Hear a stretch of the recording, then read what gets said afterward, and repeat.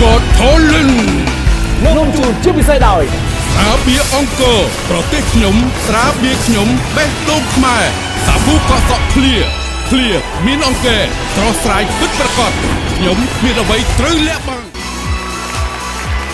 សូមអនុញ្ញាតស្វាគមន៍ជាបន្តមកកាន់ការប្រឡងសមត្ថភាពសិនពិសោធន៍លំដាប់ពិភពលោក Cambodia's Got Talent សូមអនុញ្ញាតអរគុណដល់សាប៊ូកក់សក់ឃ្លាគ្មានអង្គរស្រស់ស្រាយពិតប្រាកដខ្ញុំគ្មានអ្វីត្រូវលាក់បាំងសម្រាប់ពេលនេះដើម្បីលោកអ្នកបាទកំពុងតែទន្ទឹងរង់ចាំជាមួយលទ្ធផលបន្ធូរបរិយាកាសបន្តិចដោយសារតែអារម្មណ៍តឹងតែងជាបន្តសូមរីកកំសាន្តជាមួយនឹងក្រុម Z5 ដោយតទេ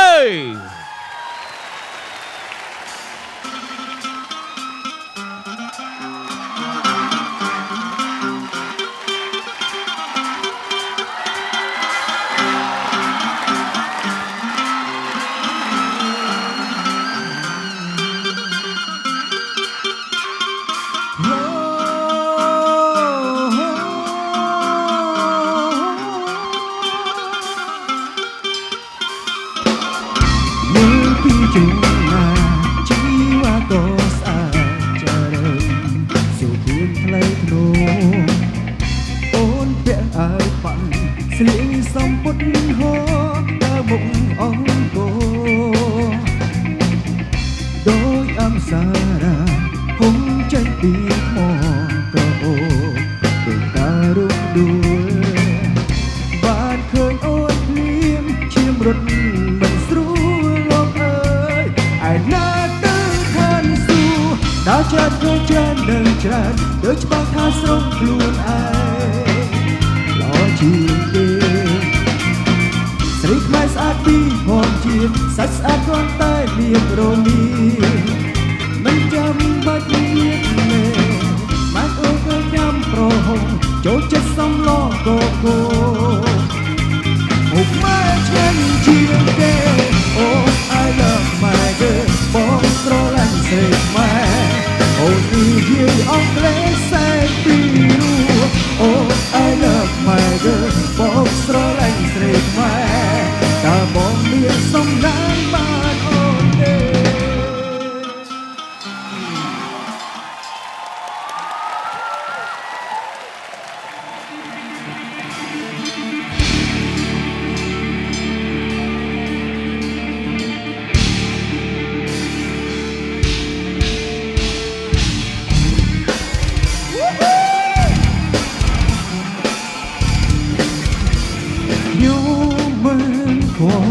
ខ្ញុំមិនខាពីអ្នកណា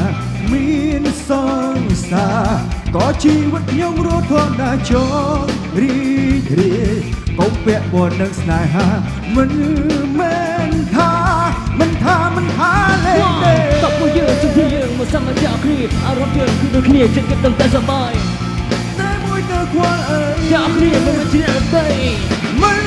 ថាអ្នកគឺជាអ្នកណាមកពីណាក៏រំបានរីករាយទាំងអស់គ្នាមិនប្រកាន់ទូសាជាតិអ្វីទាំងប្រងស្រីយើងគឺជាមិនល្អ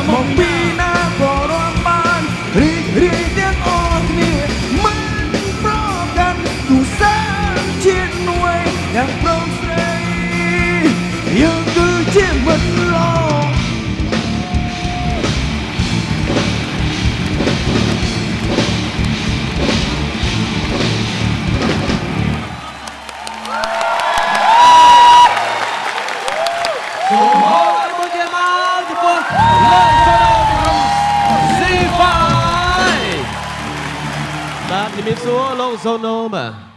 អរគុណយ៉ាងណាស់ដែរចំពោះការចូលរួមក្នុងកម្មវិធីរបស់យើងលោក Zono បាទសូមជួយមានប្រសាសន៍តិចទៅបាទសូមជួយបាទ តែប៉ុន្តែសម្រាប់ការសម្ដែងពួកខ្ញុំដូចថាខ្ញុំរាល់ដងជាមួយពួកគាត់គឺផ្សេងគ្នា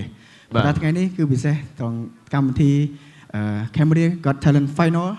ហើយក៏មានកិត្តិយសដែលអ្នកគ្រប់គ្រងកម្មវិធីក៏ដូចជាអ្នកដឹកនាំគាត់អញ្ជើញពួកខ្ញុំមកសម្ដែងក៏ដូចជាផ្ដល់ឱកាសពួកខ្ញុំបានសម្ដែងជូនបង្ហាញនៅទេពកោសល្យទាំងទឹកដៃលេង solo bass score គ្រប់យ៉ាងទាំងអស់គឺល្អខ្ញុំសង្ឃឹមថាបងប្អូននឹងចូលចិត្តហើយនឹងគាំទ្រពួកខ្ញុំបានផង សូមសួរលោក Zono បន្តិចបទជំនាញដូចដែរឮទេបទថ្មីឬក៏យ៉ាងណាដែរបាទដូចជាខ្ញុំបើតាមខ្ញុំគឺដូចថ្មីភ័យស្រឡាងតែម្ដងបាទ បទនេះគឺលោកឌិនហើយក៏លោកថាគាត់ក៏រៀបចំតាក់តែងឡើងគឺថ្មីតែហ្មងបាទ ជាស្នាដៃកូនខ្មែរអូអបអរសាទរមួយទៀតមកយើ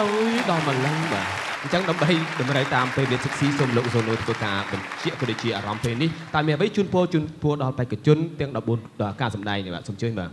ទោះបីជាថ្ងៃនេះត្រូវតែមានតែបេក្ខជនមួយក្រុមឬក៏មួយរូបទេដែលត្រូវជាប់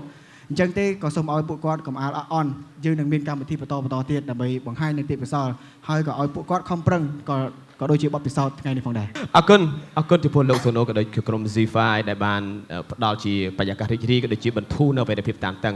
តែវគ្គក្រោយគឺជាវគ្គតានតឹងជាបន្តដើម្បីផ្ដល់ជូនលទ្ធផលជូនដល់លោកអ្នកក៏ដូចជាបេក្ខជនបេក្ខនារីទាំង14ការសម្ដែងសម្រាប់ពេលនេះកម្មវិធីទាំងមូលសូមអនុញ្ញាតសម្រាប់មួយផ្លែតសិនបាទ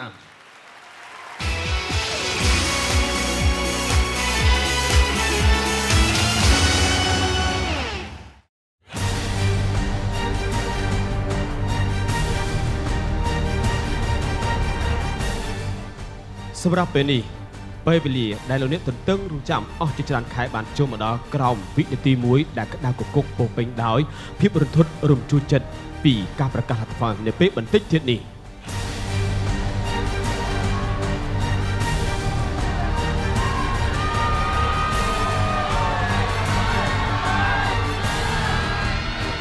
សូមអបអរបេក្ខជនទី1បេក្ខជន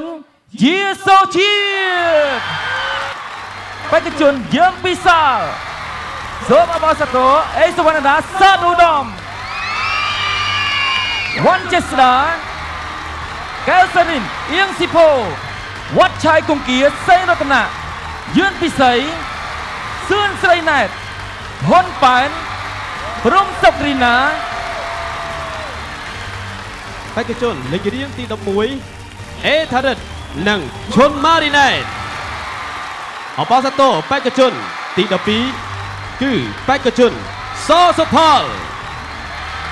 អបអរសាទរបេក្ខជនទី13ក្រុមរាជសីអបអរសាទរក្រុមទី14គឺវងវណ្ណៈនិងថងច័ន្ទពិសី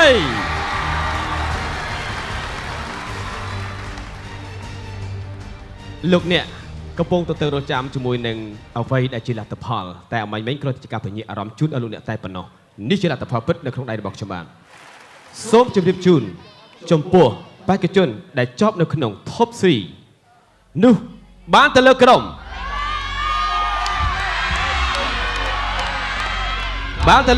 ដែលមានលេខសម្គាល់លេខ14វងវណ្ណៈនិងច័ន្ទពិសី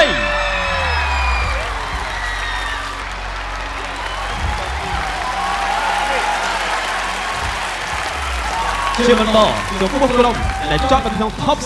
3 បានទៅលើក្រុម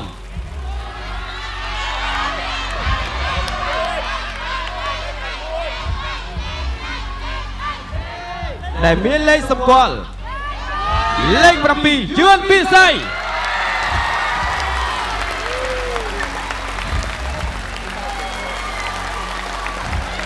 សម្រាប់ពេលនេះចំពោះការសម្ដែងចុងក្រោយដែលជាប់នៅក្នុង Top 3 បានទៅលើ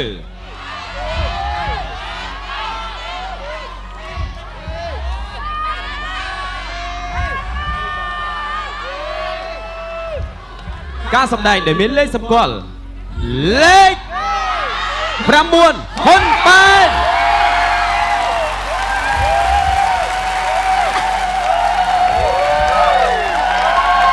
អបអរសាទរអ្នកដែលជាប់ក្នុង Top 3 អ គុណសម្រាប់ក្រុមដែលទទួលបានលេខការប្រកាសជូនសូមអនុញ្ញាតសម្រាប់បានបាទសូមជឿបាទ បន្តិចទៀតយើងនឹងធ្វើការបាទគ្រប់អញ្ជើញសារជាថ្មីបាទអរគុណច្រើន សម្រាប់ពេលនេះពេលវេលាដែលលោកអ្នកកំពុងទន្ទឹងរង់ចាំម្ចាស់ជ័យលាភីនៅក្នុងកម្មវិធី Camedia's Got Talent រដូវកាលទី1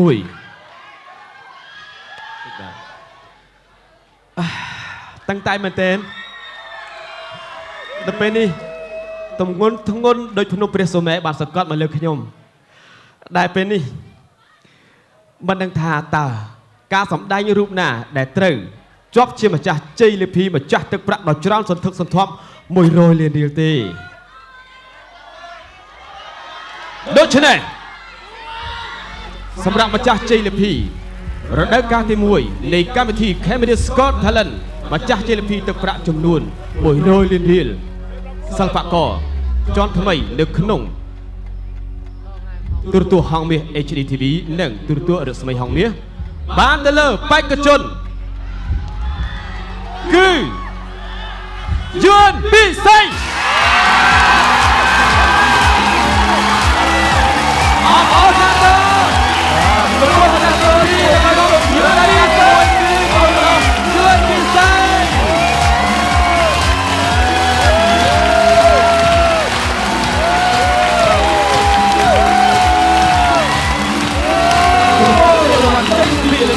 បាននៅទឹកដាក់មួយរមៀននេះនឹងខ្លាយជាសិល្បករចំនួនថ្មីនៃស្ថានីយ៍ទូរទស្សន៍ហង្សមាសនិងរស្មីហង្សមាស HD TV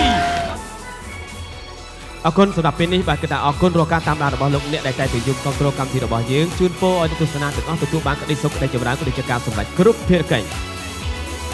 អរគុណជួបគ្នានៅរដូវកាលទី2នៃកម្មវិធី Camedia's Got Talent សម្រាប់ពេលនេះកម្មវិធីទាំងមូលនៅសាករីសូមអរជម្រាបលាជួបគ្នានៅរដូវកាលទី2